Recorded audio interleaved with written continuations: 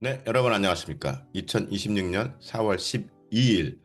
자, 오늘은 교회력상 부활 후 첫째 주일입니다.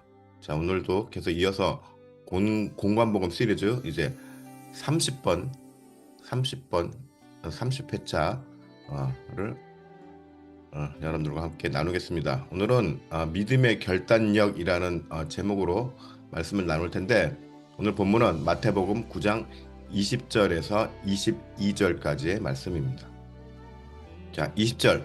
12해 동안이나 혈류증으로 앓는 여자가 예수의 뒤로 와서 그 겉옷갈을 만지니. 21절. 제 마음에 그 겉옷만 만져도 구원을 받겠다 함이라. 22절.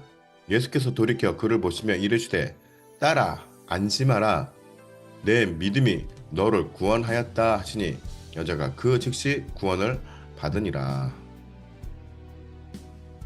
오늘 본문에는 12년 동안 혈류증으로 고생하는 한 여인의 이야기가 등장합니다.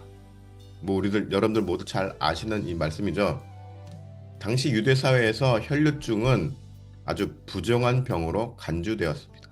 그리고 이 여인의 삶은 마가복음 5장의 말씀을 통해서도 확인할 수 있습니다.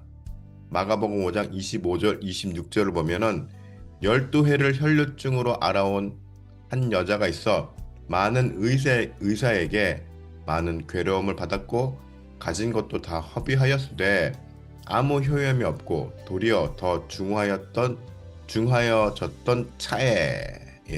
이렇게 배경 또 말씀이 있죠.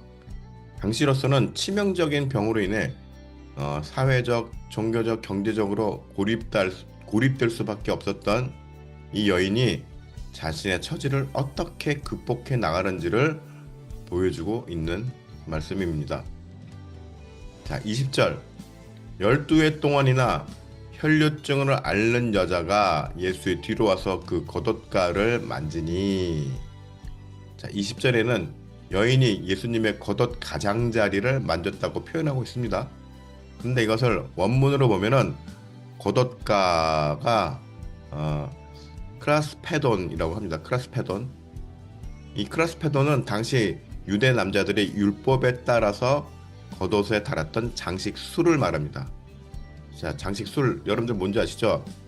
굳이 문자적으로 정의하면 1000조각을 여러 가닥으로 모아서 한쪽 끝을 묶어가지고 장식으로 만든 것인데, 커튼 윗부분에도 달려있고 또 학사모, 학사모에 이렇게 술이 달렸죠. 그거를 말합니다. 그리고 이 술은 하나님의 계명에 대한 순종과 거룩함의 상징이었습니다. 자, 이 여인은 그러니까 단순히 예수님의 옷 가장자리를 잡은 것이 아니라 예수님의 겉옷에 달린 술을 만진 것입니다. 술. 이것은 예수 그리스도의 신적 권능에 대한 아주 최후의 마지막 희망을 건, 정말 그 희망을 건 믿음에 매달린 것이라고 볼 수 있죠. 자, 우리들이 보통 신락 같은 희망에 맡긴다는 표현을 하는데, 바로 이 여인이 이러한 간절한 심정으로 예수님께 다가간 것임을 알 수 있습니다.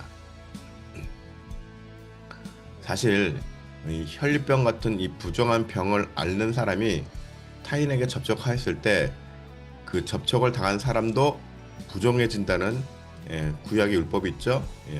즉 율법적으로는 예수님도 여인의 접촉으로 인해 부정해질 수밖에 없는 상황이었다는 말입니다. 자, 21절.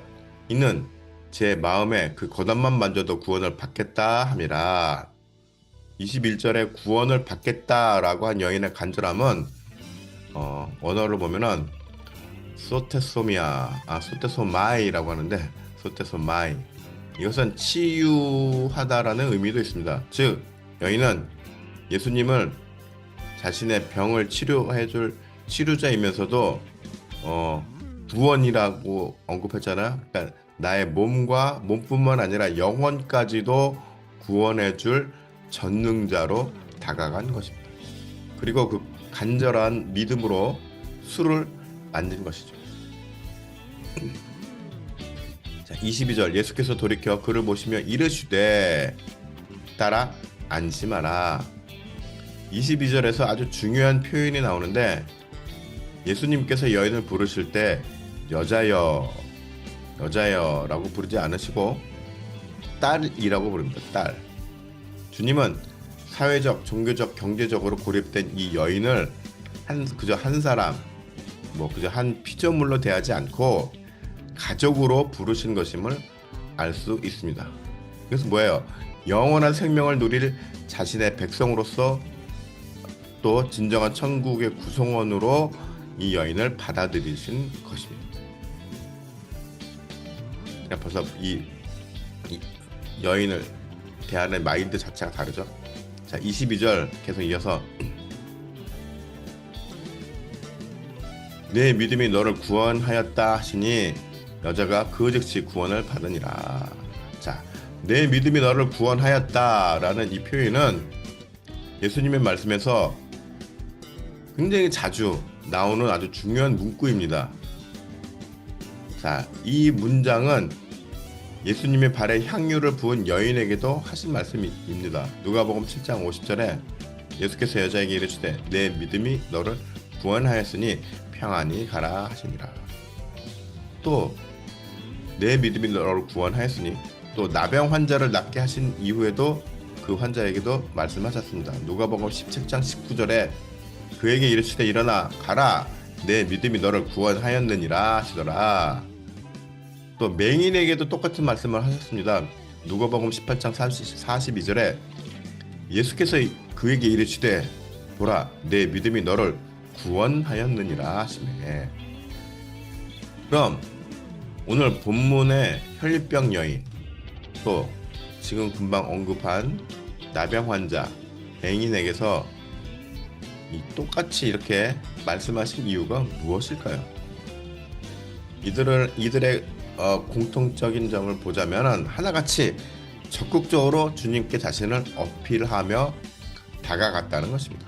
즉 믿음에는 결단이 필요하고 실행에 옮기는 실천이 요구되는 것입니다.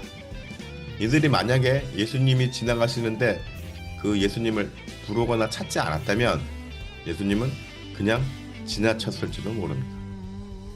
누가복음 11장 9절에 내가 또 너희에게 이르노니 구하라 그러면 너희에게 주실 것이요 찾으라 그러면 찾아낼 것이요 문을 두드리라 그리하면 너희에게 열릴 것이니. 이 말씀은 마태복음 7장 7절에도 나오죠. 그러니까 우리는 주님을 먼저 찾고 주님께 구해야 됩니다. 그렇죠? 예. 골로새서 3장 1절도 보면 그러므로 너희가 그리스도와 함께 다시 살리심을 받았으면 위의 것을 찾으라. 위의 것을 찾으라. 거기는 그리스도께서 하나님 우편에 앉아 계시느니라. 뭐야? 위에 계신 예수 그리스도를 찾아 부르란 얘기죠. 예. 주님을 찾는 자에게 구원을, 주님을 찾지 않는 자들은 그렇게 그대로 자신의 결정한 대로 자신의 길을 가게 될 것이란 말입니다. 따라서 우리들은 더 이상 주님을 찾을 수 있는 기회가 없어지기 전에 부지런히 주님을 구하여 은혜를 받아야 하는 것이죠. 자, 말씀드렸다시피 복음은 구원을 구걸하지 않습니다. 주님의 핏값을 세일즈하지 않습니다.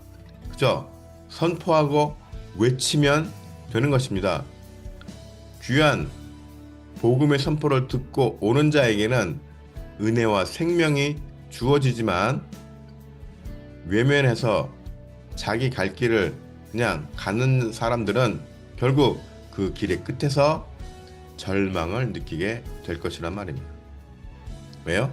인간은 자기 스스로를 구원할 수 없습니다. 예, 자기 생명을 연장할 수 있나요?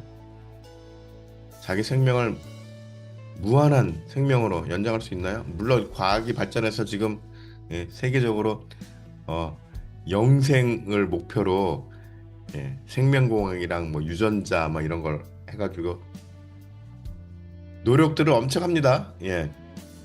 그리고 또 그렇게 해서 영원한 생명을 산들 과연 그 생명이 그 삶이 그 인생이 행복할까요? 축복된 삶을 살까요? 당대에 함께했던 모든 사람들은 다 죽고 없어졌는데 그 참 의문이죠. 예, 그게. 따라서 정말 우리 스스로는 우리들의 육과 영혼을 온전히 구원할 능력이 없습니다. 결국 내가 스스로 결정해서 나의 길을 간 사람들의 끝에서는 허무함과 절망감을 느낄 수밖에 없다. 대표적인 구약의 인물이 누구죠? 예, 솔로몬 왕이죠.